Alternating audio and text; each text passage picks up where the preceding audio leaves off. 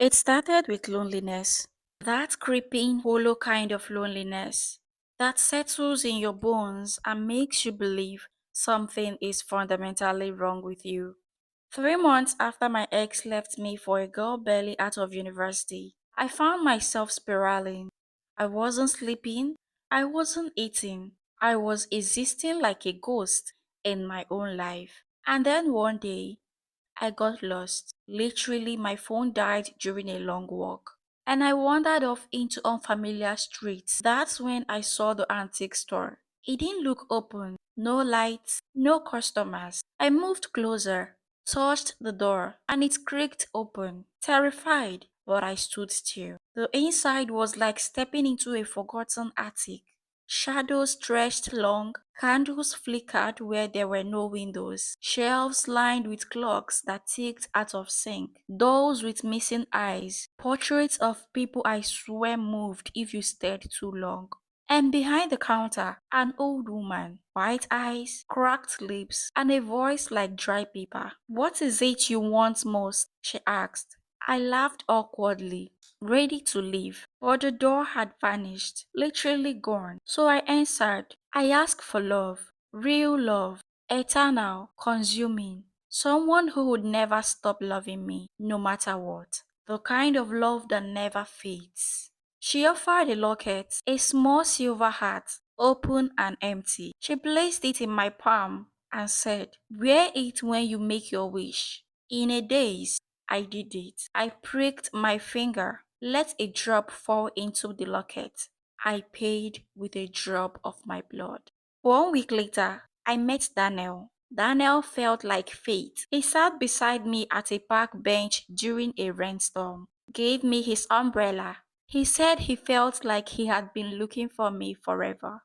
From that moment, we were inseparable. Daniel didn't just love me, he worshipped me. He remembered every detail. My favorite food, the song I cried to when I was 14, the way I bite my nails when I'm nervous. And within 2 weeks, he told me he loved me. And when he said it, I felt it in every inch of my body. He proposed 6 weeks after we met. Too fast?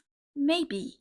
But I said yes, and he wept with joy, literally fell to his knees. It felt like magic, like destiny, like fate was finally being kind. He said he loved me every night, not just the words, he meant them. I felt it in the way he held me, the way his eyes pleaded whenever I looked sad, the way he apologized for things he hadn't even done. He loved me more than I thought possible, until it became a turn. After the wedding, Daniel started changing. Or maybe he stayed the same, and I started seeing it for what it really was. He stopped letting me leave the house alone, said the world was dangerous, that men looked at me too long, that he couldn't bear to lose me. At first, I thought it was sweet, protective. Then he quit his job, said he couldn't focus when we were apart. He began following me from room to room, watched me sleep, watched me bath. He started cooking all my meals, reading all my tests. He deleted my social media, told me people didn't deserve to see me. He was always smiling, but there was something wrong in that smile, like he was trying not to cry. That was when it dawned on me what I was into. It felt like Tozzins tasted better, but I was stuck. One night, I told Daniel I needed space. The moment the words left my mouth, Daniel changed. His eyes widened, then darkened like a storm cloud had passed through them. He began to tremble, not with fear, but fury. His hands clenched so tightly, his knuckles went white. He knocked over a chair, then swept everything off the kitchen counter with a single violent motion. Plates shattered, glass crunched under his feet. He screamed, not words, just raw emotions. It was the first time I truly felt afraid of him. Then he laughed.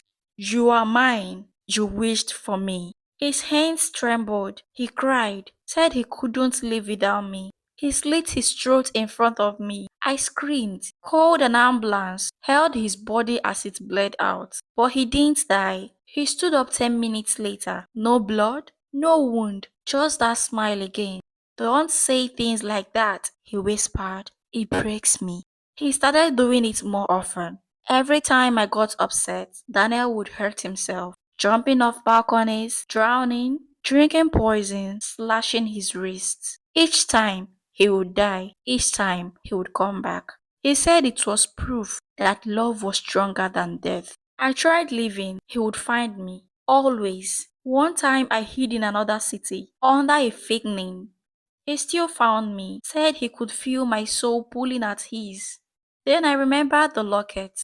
Yes, the locket I got from the antique store. Freedom at last, I thought to myself. Smiled and went in search for it.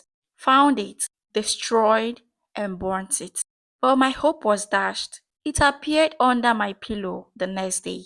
I gave it to a priest. It reappeared in my drawer. I buried it. It showed up around my neck while I slept. He told me, crying, that he couldn't not love me, that even if I killed him myself, he would still come back because I asked for forever.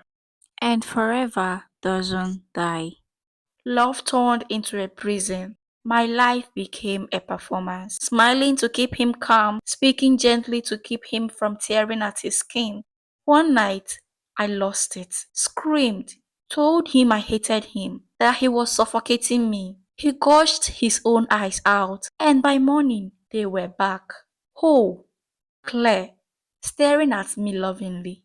He made a scrapbook of every photo we had ever taken, of every note I had ever written, pages and pages and pages.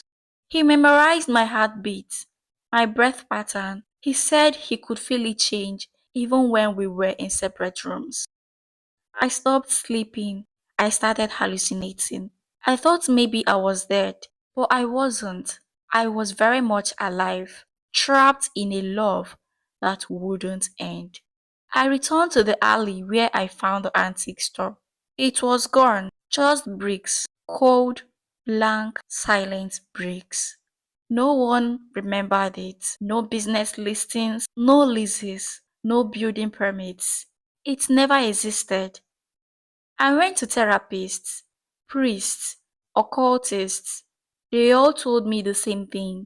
I invited something in. Not love, obsession made flesh, devotion forged in blood. Something that wears the face of love but feeds on your fear. They said I would have to end it the way it began, with blood. So I tried. One night, I stabbed Daniel through the heart. He cried, whispered, I forgive you. And then he healed, pulled the knife out, cased my forehead. I think I'm not the first. I found old news clippings, women missing, men matching Daniel's face in old photographs from decades ago. Same eyes, same smile. They all disappeared, vanished without trace. He keeps mementos, hair, clothes, jewelry, locked in a chest he thinks I don't know about. He's done this before and he will do it again because I didn't just make a wish, I made a part, and he is the consequence. If someone is obsessed, it can be dangerous, deadly even. I asked to be loved unconditionally, and now the man who loves me can't die, not even when he begs for it. Subscribe to The Crown Teller for more chilling stories that creep under your skin and stay there. Sleep well if he lets you.